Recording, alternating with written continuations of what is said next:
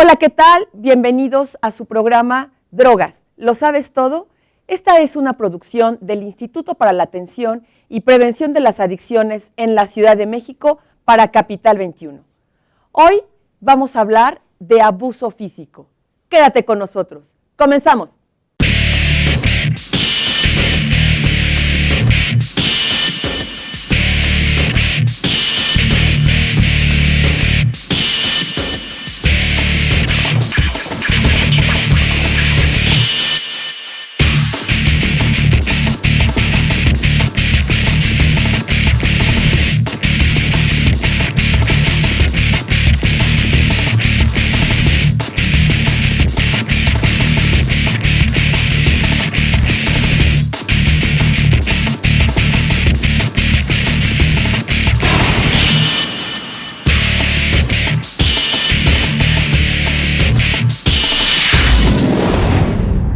Ya estamos aquí y para hablar del tema hoy nos acompaña el doctor Óscar Flores Cuéllar. Él es especialista del Instituto para la Atención y Prevención de las Adicciones en la Ciudad de México. Gracias, doctor, por estar con nosotros. No, al contrario, gracias por la invitación. Un saludo a ti, un saludo a tu público. Doctor, el abuso físico, ¿cómo se relaciona con el consumo de drogas? Mira, efectivamente lo que se ha encontrado, lo que hemos encontrado en diversas investigaciones es que sí hay una relación. Pero yo ampliaría el término de abuso físico porque al final, cuando nos quedamos solamente con abuso físico, estamos dejando de lado otro tipo de maltratos. Y te voy a mencionar algunos, por ejemplo, el maltrato emocional, que es muy importante y que también se ha visto que tiene relación con el consumo de sustancias. El abandono emocional también se ha visto que tiene relación con el consumo de sustancias. El abandono físico y evidentemente el abuso sexual, incluido evidentemente el abuso físico, como ya habíamos mencionado. Es decir, el abuso físico sería parte de una serie de condiciones en términos de maltrato a los adolescentes, a los niños, a las niñas, que sí se ha observado tiene relación con el consumo de sustancias psicoactivas. Doctora, a ver, ejemplos de abuso físico para que lo podamos situar, o sea, y poder identificar en dónde está, porque a lo mejor se está presente y no lo sabemos ver. Mira, fundamentalmente lo que caracteriza el abuso físico es la posibilidad de dañar a una persona en su integridad, en su cuerpo como tal. Es muy visible, es muy fácil observar. Si observamos un niño con moretones, con raspaduras, con jalones de cabello, etcétera, etcétera, podríamos estar hablando de abuso físico. Ese es sumamente visible. ¿El abandono, doctor? ¿El abandono físico también? Así es decir, en el abandono físico no hay evidentemente un daño directo, pero no existes, prácticamente no tengo yo un contacto contigo y eso está considerado como un maltrato. Y lo que se ha observado en ese tipo de maltratos es que tiene consecuencias justamente a futuro para los individuos, sobre todo comprometida su salud mental. Y evidentemente la relación que podría tener con el consumo de sustancias psicoactivas, sin que la relación necesariamente tenga que ser directa, Es decir, hay otras variables que también influyen para el desarrollo de este tipo de comportamientos, ya en términos de consumo de sustancias psicoactivas. Y en esta gama de abuso físico, doctor, ¿también estaría el que tiene que ver con el abuso sexual? Por supuesto, evidentemente, aunque de alguna manera se identifica diferente justamente que el abuso físico evidentemente conlleva un daño efectivamente dirigido mucho ya en un contacto con genitales, ¿no? Ahí estaríamos hablando ya de un abuso sexual como tal. Ahora, esta división de los maltratos, como yo te vengo comentando, del abandono emocional, del maltrato físico, abandono físico y también del abuso sexual, de repente es muy difícil diferenciarlos, porque no necesariamente se da uno en la ausencia de otro. A veces se pueden dar incluso los 5 completos. En alguna temporada yo puedo abandonarte emocionalmente, es decir, no tener respuestas con respecto a algo que tú estás buscando, si estás buscando apoyo, si estás buscando la posibilidad de que yo te consuele, etcétera, etcétera. Estaremos hablando si yo no respondo, estaremos hablando de un abandono emocional. Si no responde a tus necesidades básicas, obviamente estamos hablando de niñas, niños, por ejemplo, alimentación, vacunación, cuidado de la salud física, etcétera, estaría yo hablando de un abandono físico. Si yo te daño, ahí sí ya estoy hablando de situaciones que están comprometiendo tu integridad física y también en la parte emocional. Si yo te estoy violentando, si te estoy agrediendo emocionalmente, diciéndote que eres que no vales nada, que te manifiesto rechazo, etcétera, estaríamos hablando de abandono emocional, y ya cuando hablamos de abuso sexual creo que es mucho más evidente.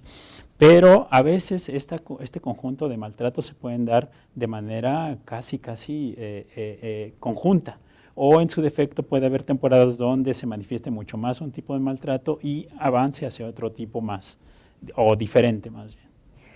Doctor, estas diferentes situaciones del abuso físico en esta gama que nos has descrito ahora, ya dijiste que sí tiene una relación con el consumo de sustancias, pero ¿habrá alguna especificidad entre un tipo de maltrato y el consumo de una sustancia en específico? ¿O esto no tiene nada que ver, doctor? No se ha encontrado una relación muy particular con algún tipo de sustancia como tal cuando hay antecedentes o hay una historia de abuso, sea físico, sea emocional, sea de abandono. No existe todavía.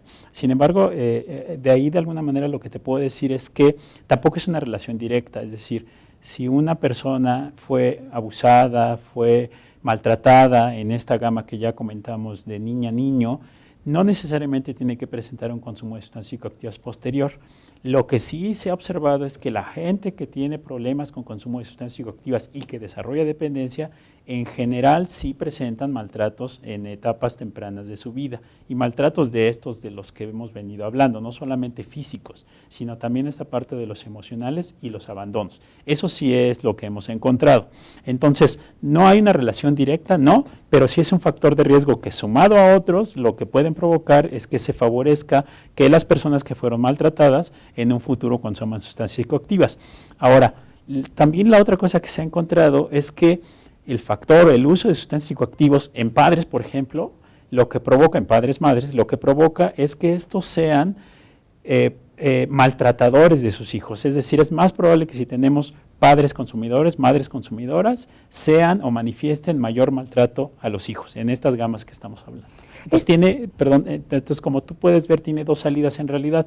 Puede ser un origen, ¿no? Evidentemente, o incluso antes, que los padres, al presentar este problema de consumo de sustancias psicoactivas, evidentemente lo que provoquen es maltrato a los hijos por obvias circunstancias. Es decir, si tenemos un padre alcohólico, lo más seguro es que, cuando menos, ¿no?, entre otras cosas, lo que presenta es abandono, tanto físico como emocional, si ya estamos hablando de un padre con dependencia. Lo otro es que evidentemente favorezca situaciones de violencia. Si estamos hablando de una madre, se da en el mismo caso. Ahora, esta situación de antecedente en términos de los maltratos para con los niños, e insisto, maltratos no solamente físicos, sino también emocionales, lo que van a favorecer es que el chico o la chica no se desarrolle plenamente en términos de salud física, e incluso de salud emocional, e incluso de salud física. Hay algunos estudios que lo que nos indican es que la aparición de conductas violentas o de daños en edades muy tempranas se ha asociado con la incapacidad que tiene el cerebro para desarrollarse plenamente. O sea, hasta esos puntos tiene de consecuencia los abusos o los maltratos en edades tempranas. Estamos hablando de lo físico. Ahora, si sumamos toda la parte de salud mental o salud emocional, estaríamos hablando de muchas consecuencias. Pero insisto, la relación no necesariamente tiene que ser directa. No es directa, pero entonces sí es un factor que detona. Es un factor de riesgo, evidentemente, que acompaña junto con otros factores la posibilidad que no solamente se desarrolle el consumo de sustancias psicoactivas, sino la presencia de otras psicopatologías como podrían ser ansiedad, depresión, estrés postraumático, etcétera, etcétera. Doctor, pues aquí es muy importante hacer este énfasis en si existe una situación de esta índole, cómo poderla tratar, cómo poderla abordar, doctor, cuando en un entorno familiar se está presentando, porque entonces no solo involucra a una persona, es decir, que detectas tal vez a la persona causante y la llevas y la curas, ¿no?, y luego la regresas, sino que ya se conformó un entorno, tal vez ya con un daño, con una influencia, claro, propicia para llevar a otro tipo de situaciones complicadas. Sí, mira, lo que se ha encontrado es que para que se den este tipo de maltratos hay una serie de variables que están interviniendo. No solamente tiene que ver con la persona que ejerce el maltrato, sino también tiene que ver con cómo está construida la familia, cómo funciona la familia, cómo están estas dinámicas de estructura. También tiene que ver con los entornos que acompañan a estas familias. Es decir, lo que se ha observado es que en entornos donde el maltrato físico como medida para disciplinar a las personas, cuando es normalizado, cuando es colectivo, lo más seguro es que sí aparezca en las familias. Entonces, ese es otro factor. Otro de los factores importantes es que las familias tengan como cierto aislamiento en términos de tener una red social que les permita apoyarse. Eso también se ha relacionado con la aparición de padres y madres que ejerzan maltrato en los hijos. Evidentemente, cuando nosotros venimos de estilos de crianza en donde a mí me enseñaron que para educar, que para disciplinar yo tenía que golpear y no me enseñaron otra cosa, es muy probable que yo ejerza ese mismo estilo de crianza en mis propios hijos. Sí, solo si no estoy expuesto a otros entornos, por eso te decía que hay otras variables que están influyendo. Si yo me permito exponerme a otros entornos como padre o como alguna vez adolescente, hijo, tendré la oportunidad de desarrollar otro tipo de habilidades, de reconocer que hay otros estilos de crianza y evidentemente la posibilidad de la presencia del maltrato se puede mitigar. Pero hay muchos factores que tienen que ver. Entonces, cuando hablamos de estos factores y cuando hablamos de la identificación de maltrato en la familia, evidentemente lo que tenemos que hacer es atenderlo de manera integral. Estas variables que yo te comento, lo que tenemos que hacer es reestructurarlas, trabajarlas, no solamente con quien ejerce el maltrato, sino en conjunto con la familia. Y en la posibilidad, ya voy más allá, de tener una intervención ya a nivel comunitario, para sensibilizar a las personas en estos términos que te comento. La disciplina no es sinónimo de golpes, es decir, hay otras técnicas, hay otras estrategias que yo puedo utilizar que no tengan que significar maltrato para poder disciplinar a mis hijos y a mis hijas. Aquí te voy a interrumpir, doctor, porque vamos a hacer una pausa y esta idea te pido que la desarrollemos más ampliamente en el siguiente bloque. Hacemos una pausa, amigos, estamos en Drogas, lo sabes todo, quédate con nosotros.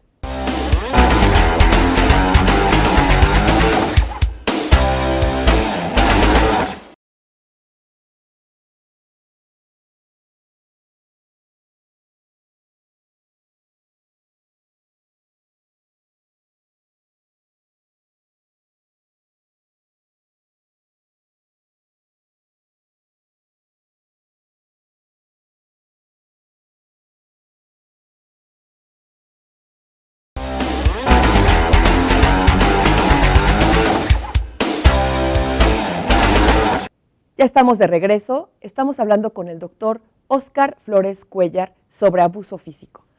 Doctor, en esta idea que nos quedamos en el bloque anterior sobre identificación y ya estrategias cuando hay situaciones de abuso en cualquiera de estas gamas que ya nos ampliaste hace un momento, ¿cómo se puede abordar una estrategia, alguna dinámica que vaya encaminada a poder detener una situación así, incluso detectarla antes? Claro, creo que los primeros pasos que tenemos que dar es estar sensibles a ese tipo de cosas. Por eso yo te comentaba hace rato que había un aspecto social involucrado, porque al final de repente se tiende a normalizar este tipo de comportamientos, no se tiende a observar, es decir, parecería ser común que los papás, las mamás se eduquen a partir de un buen golpe, ¿no? Dicen, un golpe a tiempo te va a evitar golpizas posteriores. Ese tipo de situaciones que de repente somos muy comunes a compartir, evidentemente lo que permiten es la normalización de ese tipo de situaciones. Entonces yo comenzaría con este principio de sensibilizar a las personas, sobre todo a los cuidadores, a las cuidadoras, que en general son los papás, las mamás, a que identifiquen que estos comportamientos no tienen un carácter normal, es decir, que hay otras estrategias que no necesariamente tienen que llegar al maltrato para poder disciplinar y educar a nuestros hijos. La segunda parte, evidentemente, después de sensibilizar, es identificar si yo estoy generando maltrato en los menores Y si logro identificar eso, lo que necesito evidentemente es acudir con un especialista para que me auxilie a desarrollar otro tipo de estrategias, otro tipo de habilidades que me permitan abandonar esta condición de maltrato, si es que lo veo como un mecanismo para disciplinar y empezar a desarrollar otras técnicas y otras estrategias que me permitan sí tener disciplina sin llegar al maltrato. E insisto, no solamente al maltrato físico, evitando el maltrato emocional, estas amenazas de si no haces la tarea voy a dejar de quererte, es al final un tipo de maltrato emocional que habría que ir evitando justamente por las consecuencias que tienen posteriormente en nuestros hijos y en nuestras hijas.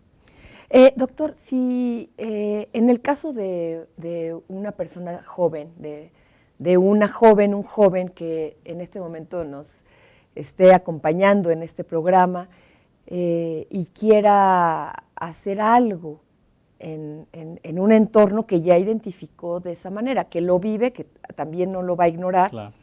pero que de alguna manera ayuda a organizar las ideas en torno a una dinámica cotidiana que se está presentando.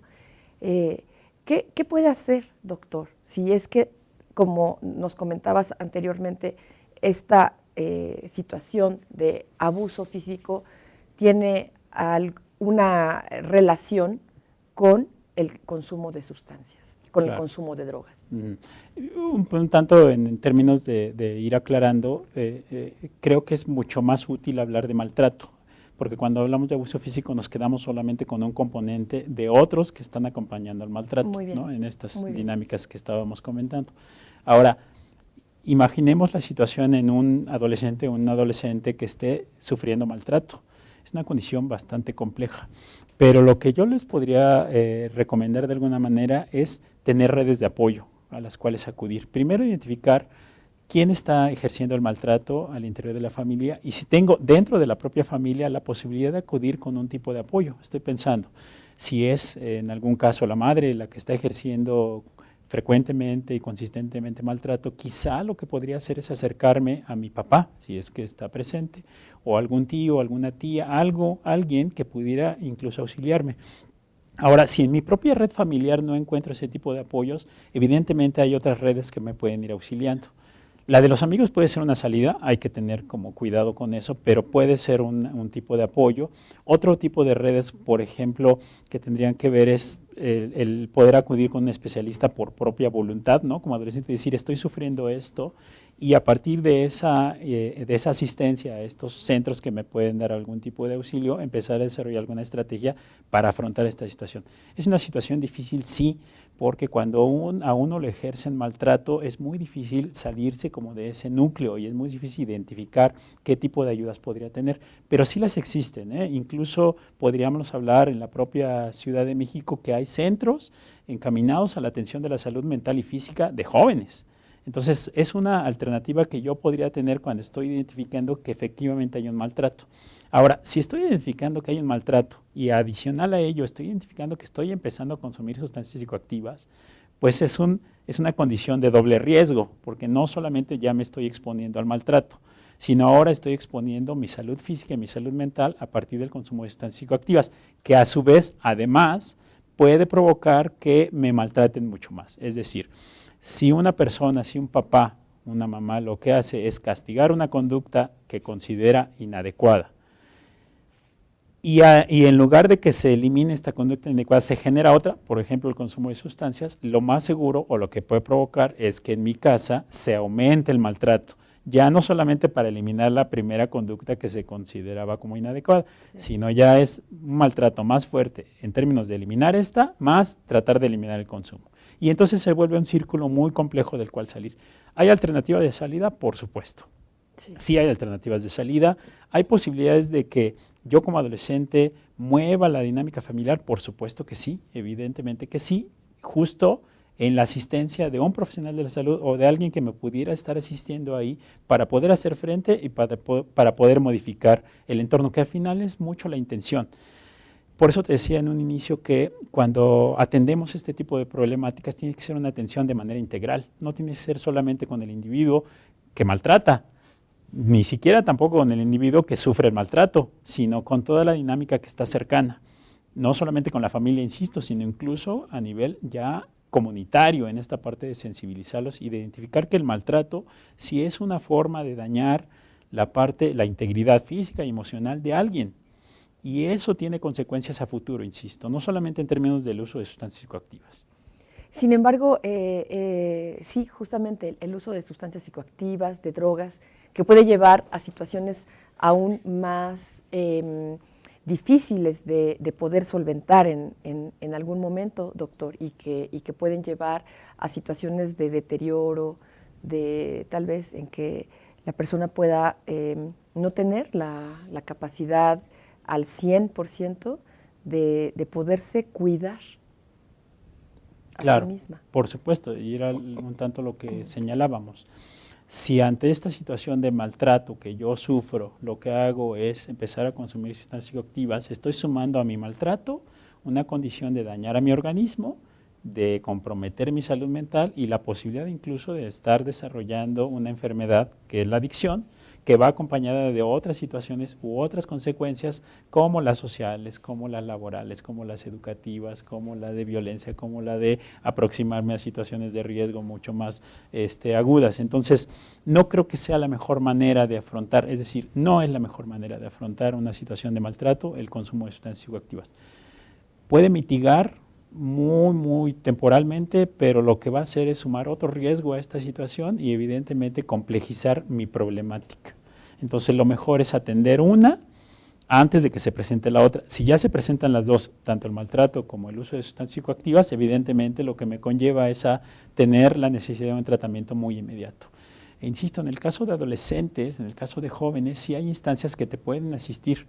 Y no solamente es identificar estas instancias que ya existen, también es identificar en mi propia red, en mi propia colectividad, qué es lo que me podría estar ayudando para poder salir de esta problemática, que en algunos casos sí puede ser muy grave. Y no solamente, insisto, me aterrizo o me estaciono en esta parte del abuso sexual, sino en otro tipo de abusos que también van consolidando una problemática para mí y teniendo estas consecuencias de las que ya hemos venido hablando. Es muy interesante esto que mencionas, doctor, sobre poder detectar estas redes de apoyo, porque puede haber en algún momento la percepción, la sensación de que uno está solo, de que uno no cuenta con alguien, ni siquiera que lo pueda escuchar a uno, sino de quién, ante a quién ampararse de alguna manera. Y si podemos tener como esta posibilidad de, aún estando en una situación de estas, hacer un esfuercito, doctor, se podría decir así, para observar quién está por ahí que pueda ayudarme. Creo que sí hay un sentimiento de soledad, un sentimiento de aislamiento cuando una persona sufre este tipo de maltratos de manera sistemática. Sin embargo, justo como tú dices, me parece que vale la pena hacer el esfuerzo, vale la pena tener una visión como un tanto más amplia en términos de qué probables alternativas podría yo tener para poder salir de esta situación. En nada me va a afectar que yo me aproxime o yo me acerque, por ejemplo, a mi maestro, a mi maestra y le comente, oye, tengo esta situación. Evidentemente, alguien que me inspire confianza. O que me aproxime, por ejemplo, a un familiar y que diga, oye, estoy padeciendo esto, ¿qué es lo que hago? O que incluso, como te decíamos, que vaya yo a un centro y diga, está sucediendo esto conmigo, ¿qué es lo que tengo que hacer? Y a partir de eso, evidentemente, tomar medidas al respecto. No se trata de castigar, no se trata de castigar a los abusadores, a los maltratadores, etcétera, etcétera. Eso es importante. Evidentemente tiene que ver ya un aspecto legal quizá involucrado. Aquí lo que intentamos hacer es corregir la situación. Entonces, cuando tenemos identificadas este tipo de situaciones, lo que tenemos que hacer es psicoeducar, es tratar, es dar alguna medida terapéutica para que estas situaciones cambien y ya no se siga presentando el maltrato al interior de las familias. Eso es lo que tenemos que estar buscando. La situación legal, bueno, ese es otro escenario, pero primordialmente lo que tendríamos que estar buscando es que eso cambie, justamente para que ya no vuelvan a aparecer este tipo de situaciones. Y lo que le estoy apostando cuando intervengo de manera temprana es que estoy educando a los futuros padres justamente para que ya no ejerzan el maltrato en sus propios hijos. Entonces tiene una ganancia bastante amplia, ¿no? Esta situación de que yo pueda intervenir, primero identificar y luego intervenir tiene muchas ganancias, además de evitarme toda esta trayectoria de las consecuencias que son como veníamos diciendo, la posibilidad de usar sustancias psicoactivas, de desarrollar dependencia, de desarrollar otro tipo de psicopatologías como ansiedad, depresión u otras más graves. Entonces tengo muchas ganancias si yo intervengo de manera temprana. Creo, y me parece un mensaje para las y los adolescentes, en esta condición de oportunidad de quemar alternativas que yo pueda tener. No va a pasar nada, es decir, lo peor que puede pasar es que mi maestro no me escucha, entonces tendré que acudir a alguien más que pudiera tener o pudiera yo pensar que me pudiera dar algún tipo de asistencia, que creo que vale la pena, justo como tú lo colocabas, la posibilidad de esfuerzo para cambiar esta situación. Porque esto ya nos da la posibilidad de tener un entorno más propicio para la convivencia, doctor, un poco para dejar de más marginada la posibilidad de incurrir en un consumo de drogas, sobre todo en las personas jóvenes que tienen toda la energía y toda la vitalidad y prácticamente todo el futuro por delante. Por supuesto, creo que es una excelente alternativa, es una excelente oportunidad para hacer una intervención en ese sentido. Insisto, tratar de modificar todas estas posibles consecuencias que se van dando en función de la posibilidad del maltrato. Un poquito en términos de datos, lo que hemos encontrado en las encuestas que se han hecho en estudiantes de secundaria y de educación media superior en la Ciudad de México es que la aparición de los abusos, por ejemplo, sexuales, casi se dan a la misma edad del inicio de consumo de sustancias psicoactivas. Entonces, lo que nos debe de llamar es que efectivamente hay que ir viendo qué sucedió primero.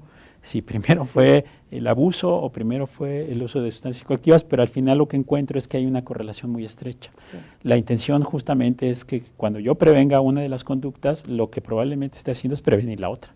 Entonces, si yo prevengo maltrato, lo que estoy haciendo es prevenir consumo de sustancias psicoactivas y viceversa. Si yo estoy previniendo, evidentemente, consumo de sustancias psicoactivas en estos niveles familiares y comunitarios, lo más seguro es que también esté dando herramientas para prevenir que aparezcan este tipo de maltratos al interior de las familias. Doctor, pues muchas gracias por ayudarnos a identificar estas situaciones que se dan y poder tener y acudir a una posibilidad de solución. Gracias, doctor, por acompañarnos. Muchas gracias a ti, muchas gracias a tu público por atendernos. Hasta aquí nuestro programa de hoy y te dejo una pregunta. ¿En drogas lo sabes todo? Hasta la próxima.